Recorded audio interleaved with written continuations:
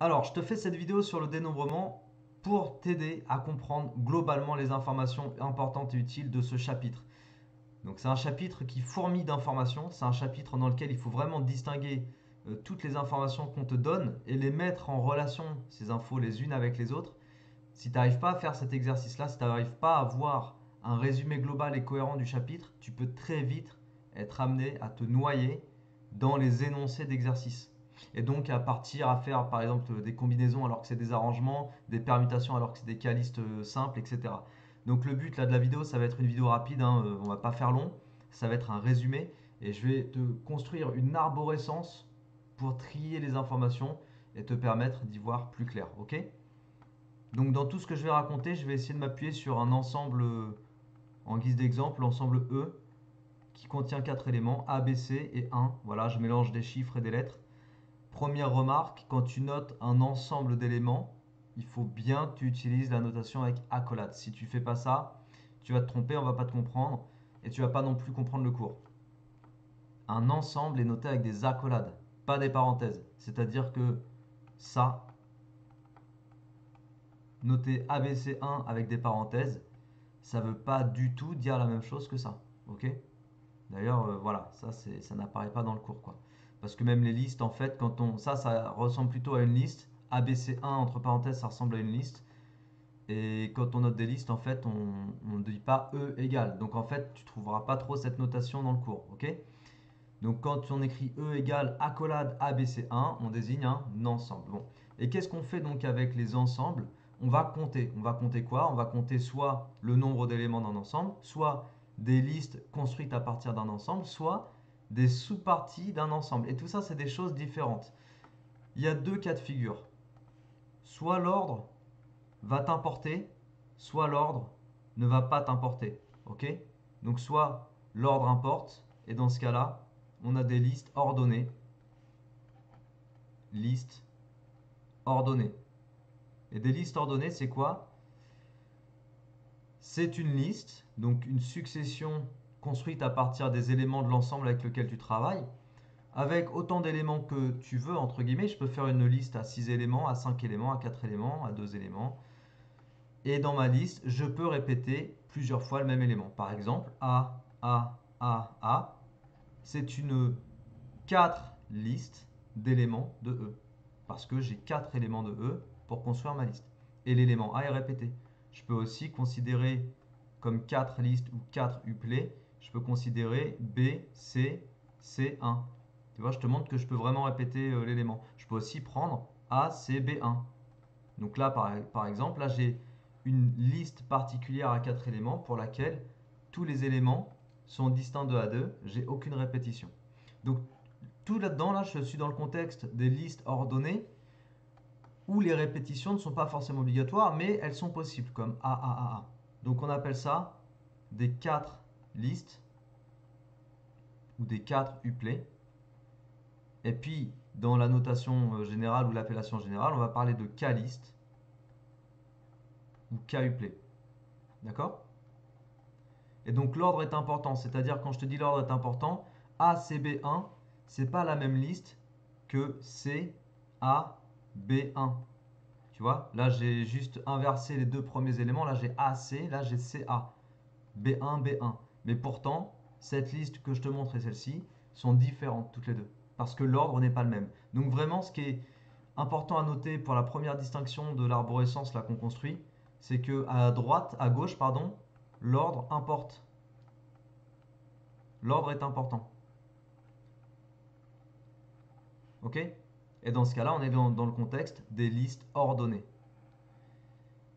Soit je travaille avec des listes ordonnées dans un exercice, soit je travaille avec des parties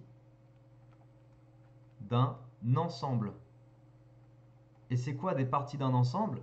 Considère l'ensemble E, ABC1, donc ce sac dans lequel j'ai 4 entités élémentaires.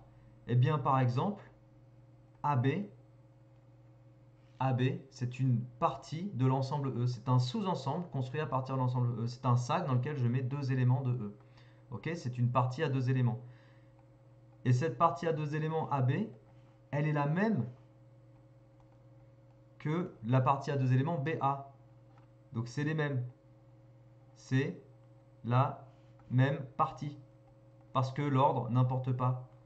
Que tu dises j'ai un sac qui contient A et B ou j'ai un sac qui contient B et A, tu dis la même chose. D'accord? Donc là j'ai une partie à deux éléments. Je peux aussi considérer une partie à trois éléments. B c'est 1 qui serait la même que 1CB qui serait la même que C1B. En fait l'ordre n'importe pas. Je peux avoir une partie à 0 éléments, ce qu'on appelle la partie vide, ou je peux avoir une partie qui contient tous les éléments A, B, C, 1. Et là on l'appelle la partie pleine. En fait c'est l'ensemble E. Donc là, en fait, quand tu parles des parties d'un ensemble, comprends bien que l'ordre n'est pas important. Donc je te répète, hein, que la partie à deux éléments que j'ai considérée ici, AB, que je dise AB ou BA, c'est pareil. Je désigne la même partie. Ok, c'est très important de comprendre ça. Quand tu veux compter, puisqu'après on va compter, on est dans le dénombrement, donc on compte pardon, soit des nombres d'éléments d'un ensemble, soit un nombre de listes formées à partir de l'ensemble, soit un nombre de parties formées à partir d'un ensemble, on compte. Quoi qu'il en soit, dans tout ce chapitre, on compte. Et si tu veux compter le nombre de parties contenant un certain nombre d'éléments, donc les parties à k éléments, d'une façon générale, ok, le nombre de parties à k éléments construites à partir d'un ensemble qui contient n éléments, qu'on note C de k parmi n, ou qu'on note aussi k parmi n tout court, voilà, c'est égal à factoriel n sur factoriel k fois factoriel n-k. Donc là, je te balance la formule en vrac, comme ça, dans le contexte du petit résumé. Bien sûr, cette vidéo n'est là que pour faire un résumé, hein, je répète. C'est-à-dire que si jamais tu veux plus de détails, sur le chapitre, il faut que tu ailles voir, j'ai fait une vidéo vraiment explicative de tout le chapitre intégralement, mais ça c'est sur mon site internet.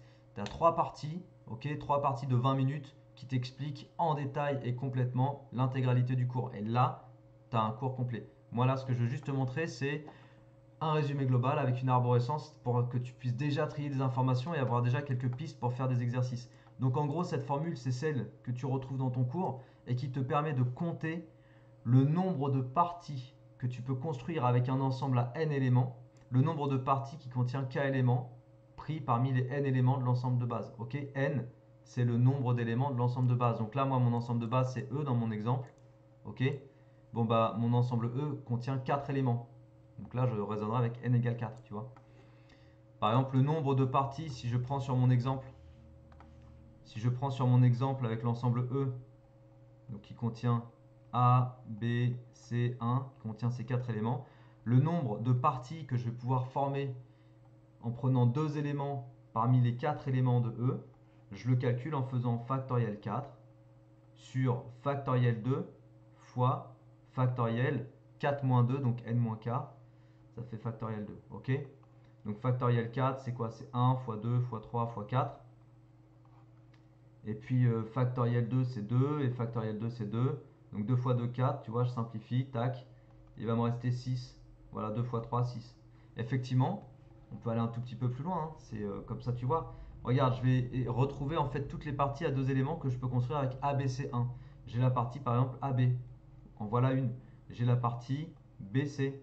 En voilà deux. CB, ça n'en est pas une autre, hein, parce que CB ou BC, je te redis, c'est la même chose comme AB et BA, c'est pareil. Donc j'ai BC, pardon. J'ai C1, j'ai A1. On a quoi? On a aussi B1.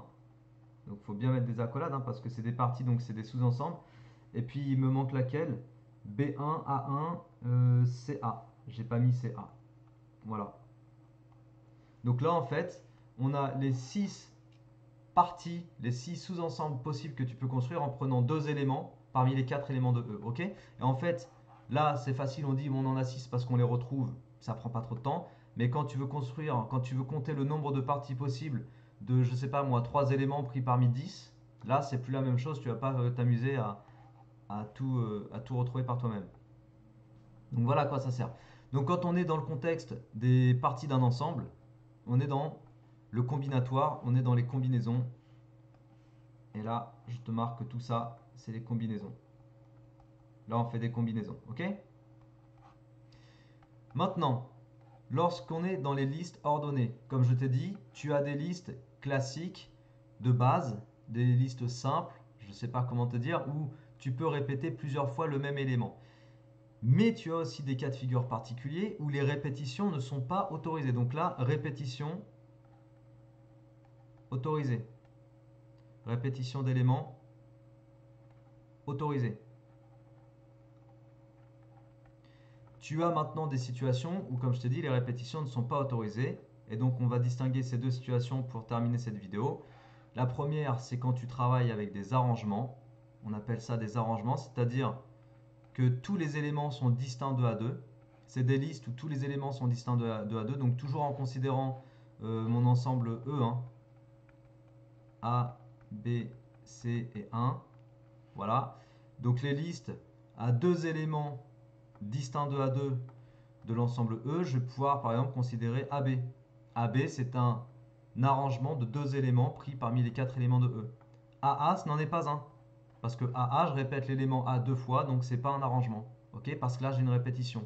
Alors que AA, c'est une deux listes. Donc AA, c'est une liste possible. En fait, une deux listes, ça s'appelle un couple. Et AA, en fait, ça rentre plutôt donc, comme une liste possible des listes ordonnées de base, ok, où les répétitions sont possibles. Mais AA n'est pas un arrangement, tu comprends bien? En fait, les arrangements, il faut nécessairement que les éléments soient distincts 2 à 2. Par exemple, ABC, c'est un arrangement à trois éléments pris parmi les quatre éléments de E. ABB, ça marche pas parce que tu répètes B deux fois. Ok? Donc voilà, ça on appelle ça des arrangements. Alors, tu peux avoir des arrangements à un élément, deux éléments, trois éléments, mais si jamais tu commences à prendre les quatre éléments pour construire une liste sans répétition, on appelle plus ça un arrangement, cette fois-ci on appelle ça une permutation. Une permutation en fait c'est un arrangement particulier pour lequel tu prends tous les éléments de l'ensemble. Donc permutation, c'est toutes les listes que tu peux former avec tous les éléments de l'ensemble sans répétition. Donc par exemple, la liste ABC1, c'est une permutation parce que j'ai pris les quatre éléments de l'ensemble et ils apparaissent donc une fois chacun. Et ça, c'est donc une permutation. BAC1, BAC1, c'est une autre permutation. ABC, c'est pas une permutation parce que j'ai pas pris les quatre éléments de l'ensemble. Donc ABC, c'est pas une permutation, d'accord? 1 ABC, ça c'est une permutation, etc. Donc, dans le contexte des arrangements ou dans le contexte des permutations, on est avec des listes pour lesquelles il n'y a pas de répétition d'éléments. Donc, je l'écris, pas de répétition d'éléments. Et ce qui fait la différence entre des arrangements et des arrangements, tu prends pas tous les éléments de l'ensemble pour faire tes listes, alors que les permutations, tu prends tous les éléments de l'ensemble pour faire tes listes et tu ne répètes aucun élément. Donc les arrangements non plus, tu ne répètes aucun élément. Donc toujours la même question de base dans le contexte du dénombrement, c'est-à-dire combien je peux former d'arrangements à k éléments pris parmi n. Eh bien je peux en former factoriel n sur factoriel n-k. Encore une fois, la formule, je te la balance. Je ne te l'explique pas ici si on est juste dans une vidéo de résumé. Mais si tu veux l'explication de cette formule, tu vas voir, tu vas compléter soit avec ton bouquin, soit avec le cours que tu as fait en classe, soit avec les vidéos que je te mets à disposition sur mon site. Donc les arrangements, le nombre d'arrangements de k éléments pris parmi n, c'est-à-dire le nombre de listes que je peux former avec k éléments de l'ensemble de mon ensemble de départ sans répétition, je le calcule avec cette formule. Et les permutations, en fait, le nombre de permutations, c'est factoriel n. Pourquoi c'est factoriel n? Parce que les permutations, en fait, c'est des arrangements de n éléments pris parmi n. C'est-à-dire que je suis dans le contexte des arrangements, mais dans le cas particulier où je prends tous les éléments de l'ensemble. Ok, je prends, si je reprends mon exemple de l'ensemble E, je prends les quatre éléments de l'ensemble E pour construire mes permutations. Donc, je cherche des arrangements de n éléments pris parmi n. Et si j'applique ma formule dans ce cas de figure particulier, je veux vraiment citer pour que tu comprennes que les permutations, c'est des arrangements particuliers. Si j'applique ma formule, je me retrouve avec quoi? Je me retrouve avec factoriel n sur factoriel n-n. Et factoriel n-n, n-n ça fait 0. Donc en bas, j'ai factoriel 0. Et factoriel 0, ça fait 1 par convention. Et donc du coup, je me retrouve avec factoriel n sur 1, c'est-à-dire factoriel n. Voilà. Donc le but de ma vidéo, c'est quoi? C'est de te mettre, encore une fois, les choses, les informations en lien les unes avec les autres. Très important.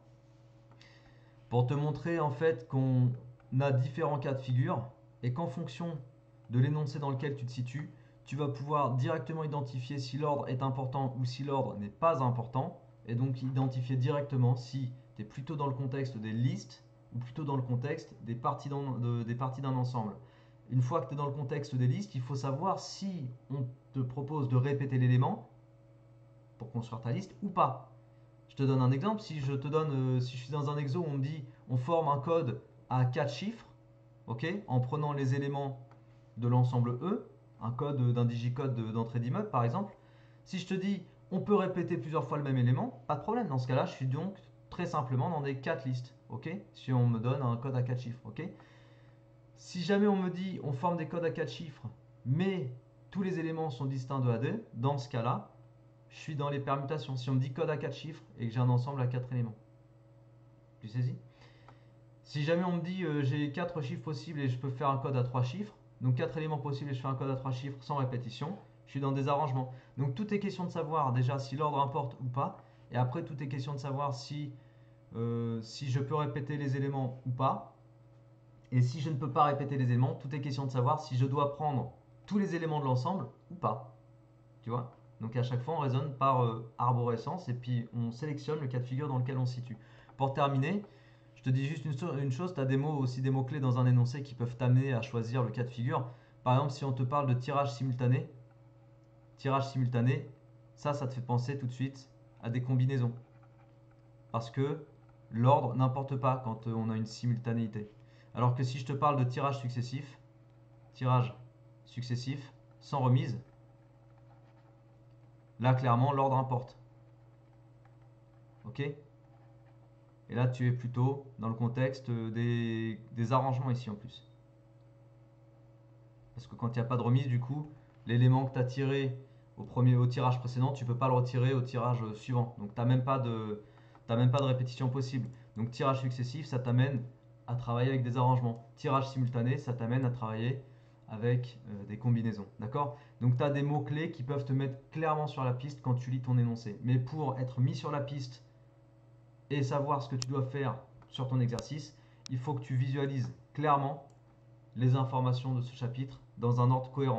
Donc encore une fois, pour cette vidéo, on est parti juste de rien, hein. Je suis parti du titre. Et après, j'ai reconstruit les notions. Et ça, en fait, c'est ce que toi, tu dois savoir faire après dans ta tête une fois que tu finis le chapitre. Être prêt pour un contrôle, avoir compris son chapitre, c'est toujours ça. C'est être capable, soit mentalement, soit sur la feuille, de se dire, bon, on m'a expliqué ça, on m'a raconté telle histoire dans le chapitre. Est-ce que je suis capable de reconstruire une vision globale et cohérente de toutes les informations? C'est ce que j'ai essayé de faire ici. Si ça t'a plu, n'hésite pas à partager cette vidéo, n'hésite pas à t'abonner aussi à ma chaîne si tu n'es toujours pas abonné. N'hésite pas à aller voir sur mon site internet si tu veux compléter cette petite vidéo avec un cours beaucoup plus construit de 3 fois 20 minutes où là tu vas tout comprendre sur le chapitre dénombrement. Et puis moi du coup je te souhaite bon courage, travaille bien et je te dis à la prochaine. Ciao.